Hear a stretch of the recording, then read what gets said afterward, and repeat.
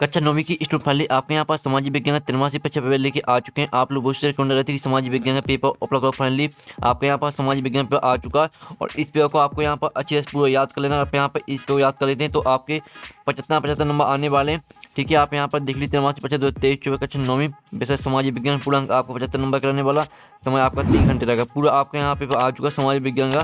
साथ ही आपके नरेश आते हैं तो आप यहाँ पर नरेश भी पढ़ सकते हैं। तो चलिए जो आपका पेपर वो देख लेते हैं। उससे पहले वीडियो को लाइक कर लीजिए, चैनल को सबसे के लिखी पेपर लाने बहुत यहाँ मैथ लगती है तो आपको यहाँ पर जूम करके दिखाते हैं जिससे आप यहाँ पर अच्छे देख पाएंगे।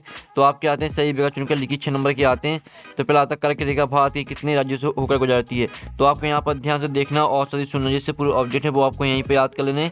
तो जो आपको यहाँ पर दिए करके देखा भारत के कितने राज्यों से होकर गुजरती है तो आपका आता 8 और बा आता 7 और 7 11 और दा आता 9। तो यहाँ पर करके देखा भारत के कितने राज्यों से होकर गुजरती है तो इसका आंसर आपका आ हो जाएगा 8। फिर आपको यहाँ पर दूसरा आता निम्न में से किस नदी को मध्य प्रदेश की जीवन रेखा कहा जाता है। तो आपका आता चंबल और बा आता आपका नर्मदा और सा आता क्षिप्रा और दा आता दामोदर।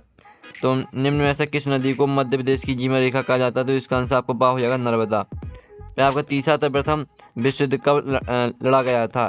तो आपका आता 1915 से 1919 और बा आता 1915 से 1918। फिर सा आता 1914 से 1919 और दा आता 1914 से 1918।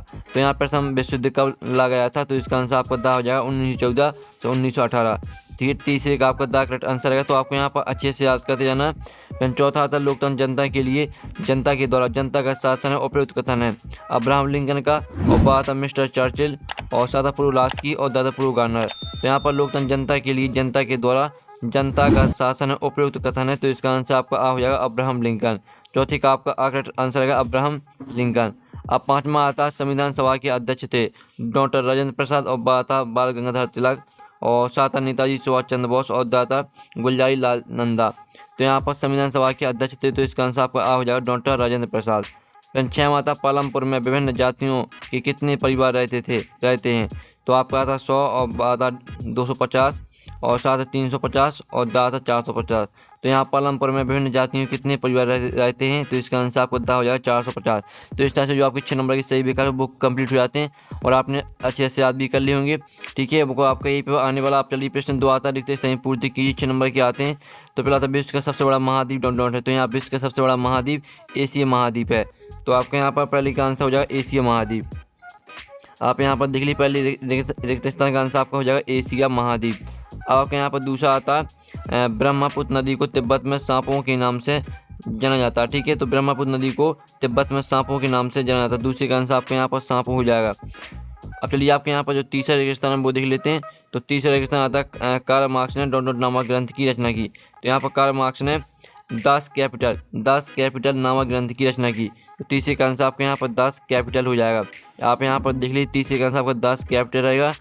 फिर आपका चौथा आता भारत में राष्ट्रपति का कार्यकाल दोनों होता है। तो भारत में यहाँ पर राष्ट्रपति का कार्यकाल 5 वर्ष का होता है। तो चौथे का आंसर आपको हो जाएगा 5 वर्ष। आप यहाँ पर देख लीजिए चौथे का आंसर आपको 5 वर्ष हो जाएगा। अब चलिए आपका यहाँ 5वां रेगिस्तान आता है नीति निर्देशक तत्व डोंडोर के संविधान से लिया गया। तो यहाँ पर नीति निर्देशक तत्व आयरलैंड की, ठीक है, आयरलैंड के संविधान से लिया गया है। नीति निर्देशक तत्व आयरलैंड के संविधान से लिया गया है। आप यहाँ पर देख लीजिए 5वें का आंसर आपको हो जाएगा आयरलैंड के। तो इस तरह से आपका 5वां रेगिस्तान कंप्लीट हो जाता है। अब चलिए जो आपको यहाँ पर 6वां रेगिस्तान वो देख लेते हैं। तो आपका यहाँ पर 6वां रेगिस्तान आता है मौसमी बेरोजगारी डोंडोर क्षेत्रों में पाई जाती है। तो इसका आंसर आपका रहेगा यहाँ पर ग्रामीण क्षेत्रों। 6वें का आंसर आपके यहाँ पर ग्रामीण क्षेत्र हो जाएगा। तो इस तरह से आपके जो रेगिस्तान है वो कंप्लीट हो जाते हैं। पहले का आंसर आपका एशिया महाद्वीप, दूसरे का आंसर आपका सांपों, तीसरे का आंसर आपका दास कैपिटल, चौथे का आंसर आपका 5 वर्ष, 5वें का आंसर आपका आयरलैंड की और 6वें का आंसर ग्रामीण क्षेत्रों। तो आप यहाँ पर देख सकते हैं इस तरह से आपको हो जाते हैं रेगिस्तान कंप्लीट। और आपके यहाँ पर रेगिस्तान का सॉल्यूशन है तो जल्दी से स्क्रीनशॉट ले लीजिए। ठीक है, पहले तो आप इतने स्क्रीनशॉट ले लीजिए फिर आप यहाँ पे इतने स्क्रीनशॉट ले सकते हैं। अब चलिए आपके यहाँ पर प्रश्न 3 आती है सही जोड़ी बनाइए। 6 नंबर की आती है स्तंभ आववा में आपकी दी गई श्रेणी पहली आती प्राकृतिक संसाधन। तो इसे आपको भूमि से मैच करना है। और दूसरी आती आज़ाद हिंद फौज। तो इसे आपको नेताजी सुभाष चंद्र बोस से मैच करना है। और तीसरी आती मत्स्य पालन। तो इसे आपको प्राथमिक क्षेत्र से मैच करना है। तो चौथी आती डॉक्टर राजेंद्र प्रसाद।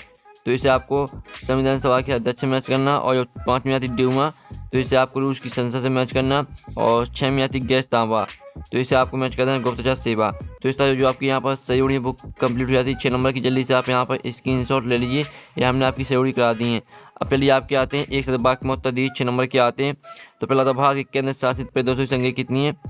तो पहले का आंसर आपका हो जाएगा भारत के केंद्र शासित प्रदेशों की संख्या 8 है। ठीक है, पहले का आंसर आपका 8 हो जाएगा। आप यहाँ पर देख लीजिए, पहले का आंसर आपका 8 रहेगा। फिर आपका दूसरा था हीराकुंड बांध किस नदी में बना, तो यहाँ पर हीराकुंड बांध महानदी में बना। ठीक है, दूसरे का आंसर आपको महानदी हो जाएगा। आप यहाँ पर देखें, दूसरे का आंसर आपको महानदी रहेगा। फिर आपका तीसरा आता सामूहिक खेतों को किस नाम से जाना जाता है, तो यहाँ पर सामूहिक खेतों को सामूहिक कृषि के नाम से जाना जाता है। ठीक है, तो तीसरे का आंसर आपको हो जाएगा सामूहिक कृषि। आप यहाँ पर देख लीजिए, तीसरे का आंसर आपका सामूहिक कृषि रहेगा। अब आपका चौथा आता अर्थव्यवस्था को कितने क्षेत्रों में बांटा गया, तो यहाँ पर अर्थव्यवस्था को 3 क्षेत्रों में बांटा गया। आप यहाँ पर देख लीजिए, प्राथमिक, द्वितीयक और तृतीयक।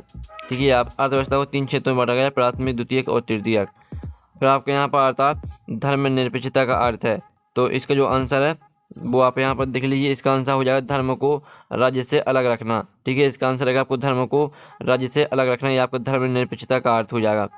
फिर आपका यहाँ पर आता 6वां पालमपुर में निकटतम बड़ी गांव का नाम क्या है, तो इसका आंसर आपको हो जाएगा रायगंज। ठीक है, 6वें का आंसर आपका रायगंज रहेगा।